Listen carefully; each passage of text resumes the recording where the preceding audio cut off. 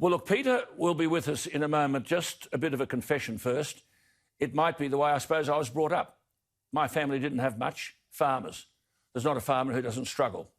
But we always had food on the table, a warm bed, clean clothes, no holes were allowed in our socks, and we could never go out without a handkerchief. We never had a holiday. But simple though it was, we were encouraged never to take it for granted. As a result, I suppose, I can't abide seeing people, innocent people, suffer. Every Monday night I do a little spot with Peter. She takes questions from her listeners, which I try to answer. Politicians seem to be totally preoccupied with coronavirus and doing that badly. But there are people who only 9 months ago lost everything in bushfires. 3 years before that, families right across Australia lost everything from drought. I've been there. My family have done that. But the concern is that time passes and we grow compassion fatigue. The bushfires then gave way to floods, and the floods receded, but came again a couple of weeks ago.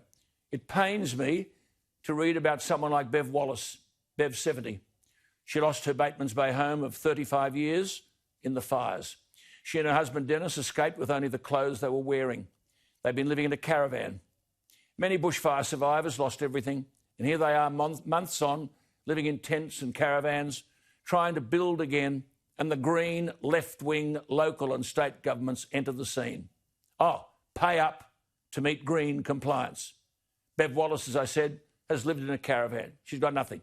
In advance of any rebuild, she and her husband have to spend $1,500 for an ecological assessment. They might face a $5,000 charge to check their land for koalas.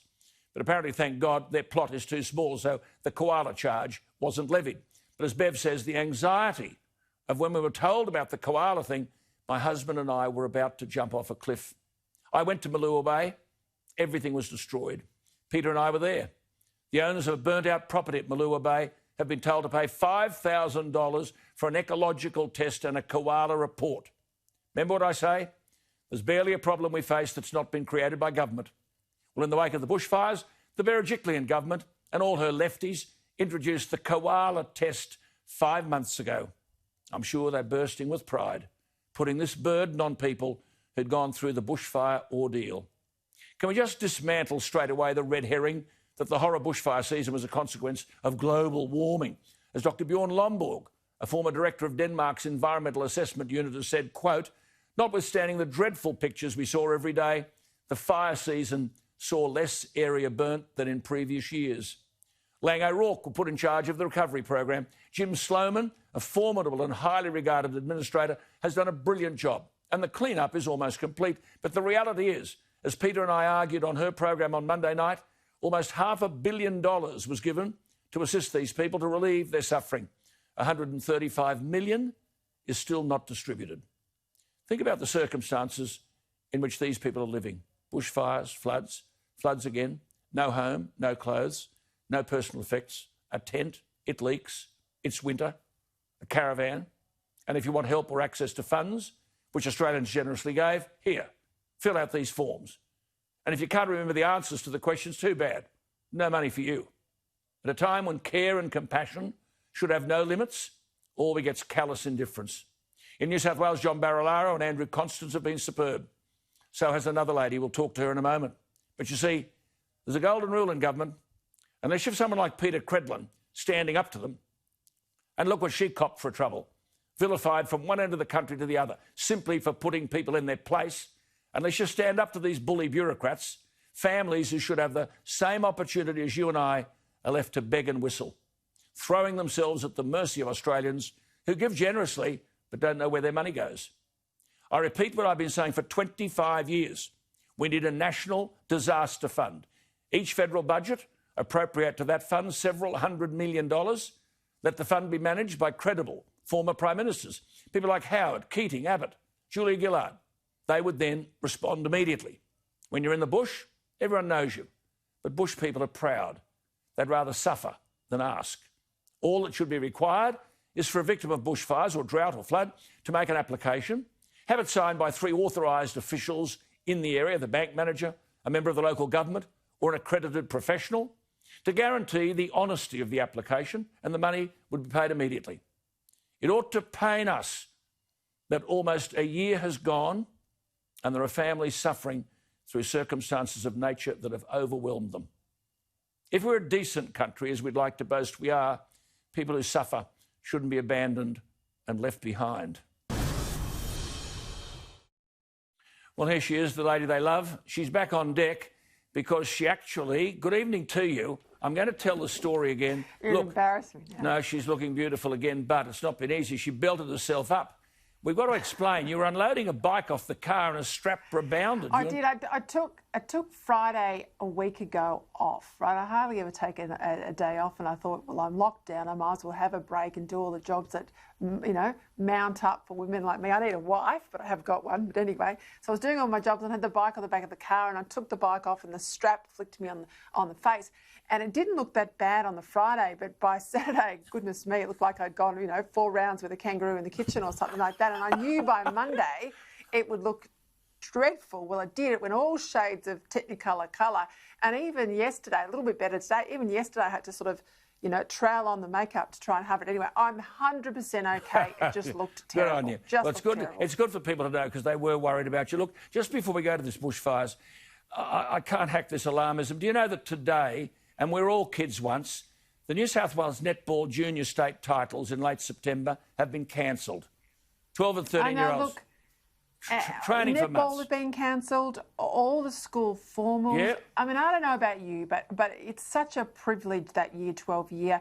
All the things, the accolades you get, being sort of the kings of the school, the queens of the school, it makes up for all the drudgery of your HSC year and all the stress and the heartache. And it's a culmination of 12 years of education. It is. These kids have been But robbed. see, Peter, there are kids playing GPS rugby. Now, all their life, they've watched the Wallabies, they've watched everyone. I want to play for the first 15. And the headmaster of Shaw, where they pay a fortune to attend, has cancelled all sport for the term. Well, I'm saying to the parents of Shaw, march on the headmaster's office tomorrow and demand the fees back. And what demoralisation. I've got family friends, their daughter was 21 today. Massive milestone in any kid's life, a young woman's life. They couldn't even drive to Melbourne to spend the day with their daughter on her 21st. Oh, terrible Peter, stop stuff. it. Just ridiculous. Terrible stuff. Terrible stuff. And, of course, these kids in New South Wales schools are on the edge of the HSC and they're emotionally damaged. I can't believe it. And these are headmasters who reckon they know something about education in the biggest moment of their life. Just let's get to this bushfire thing, Peter. I mean, it's beyond belief, isn't it, that I'm going to bring in here, if I might, Liz Ennis. She's the outstanding Mayor of Eurobodalla Shire. She's done a tremendous job in the local government area. It's a largely mountainous coastal region. It's a big local government area. Liz, can you just bring us up to date, please, on where we are? Floods, bushfires, floods. People 9 months on living in leaking tents. And COVID on top of it all. And I think, Alan, you just broke my heart a little bit because you just summed up, where we've been. And we're really struggling down here. There's no doubt about it. We've been struggling since the bushfire smashed us back, at Christmas time. And, of course, we've got a huge, long way to go ahead of us. But, of course, COVID has taken the spotlight and I keep pleading with people, please don't forget us down here. But, Liz, there's 135 million that the people gave to the Salvos, to Red Cross, St Vincent de Paul, and this money hasn't been given back. The charities are holding back for what they call general disaster relief somewhere down the track. Peter, to you, $500 million given, but it hasn't gone to the people it was meant for. And look, there's a massive moral hazard here because next time round people won't want to give. They won't want to be so generous knowing that the money ends up into this bureaucratic sort of bungle. I agree with you. There should be a national fund. There should be an account set inside the future fund. That's where the money should go. And then it would be a much easier process. I mean, we're all taxpayers. And I think that would make it much simpler and faster. And while I'm at it, these periods of natural disaster that are declared, with state of disaster or state of emergency down here in Victoria, then for the entire period until those people get back on their feet, they should not be subject to all these environmental regulations. They've had the worst of it, being hit so hard. Let's give them the best of it and trust them to build their homes again. But see, Liz, you know this, Bev Wallace, still living in a caravan and in tears every day. She's no idea when she'll be back in her home. And these people are tied up in bureaucratic knots. And if we have leaders federally at the state level that don't seem to care about crushing the livelihoods of Australians, I suppose, why would they care about Bev Wallace? I mean, Well, what... Alan, we went to the state government 7 months ago and we said to them, you know what, when it comes to rebuilding, we're going to have a massive problem here. The problem that we're going to have is that, again, we're going to be putting these hurdles and these hoops in front of people about environmental constraints on land that effectively has been cleared. This is land that, you know, there were houses and homes on. We're looking at from $5,000 up to, you know, it can be multiple thousands of dollars, 10, 15, 20, up to $100,000. But Liz, I understand that the bureaucrats advised people like Bev that, quote, the test of significance, whatever the hell that is, was not required if there was, quote, no threatened species, an ecological community or their habitats. And they were told to use, listen to this, a biodiversity profile search or an atlas of records of species and communities in the local area, or a previous ecological assessment of the property. Well, how about if they've had a house there before, they get to have a house there again? That's enough. But, Peter, you've been in government. Peter, anyone who writes this rubbish should be locked up, sacked. Alan, they say to you, OK, you don't need to go through those hoops to prove that you've got those environmental, you know, koalas or whatever on your land. But how do you prove that? You've got to engage an ecological, you know, and pay to go and do that and pay to do it.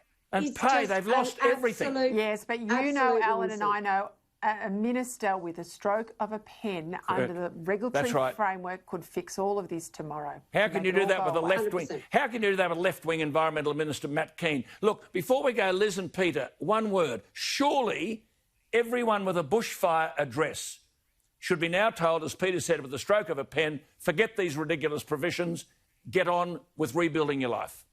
Well, Alan, can I just butt in? Hey, We've Peter? been working on this for 7 months, and we should not have come to the point where we had to really push hard for this, but they have acknowledged it. They're prepared to come and work with us. But it shouldn't have come to this. It should never have come to this. Okay, this is the thin edge of the wedge. You keep at it. I'll be talking to people tomorrow. Let you go, Liz. Peter, you and I started this battle way back when we broadcast from the bushfire area. We will resume it, won't we?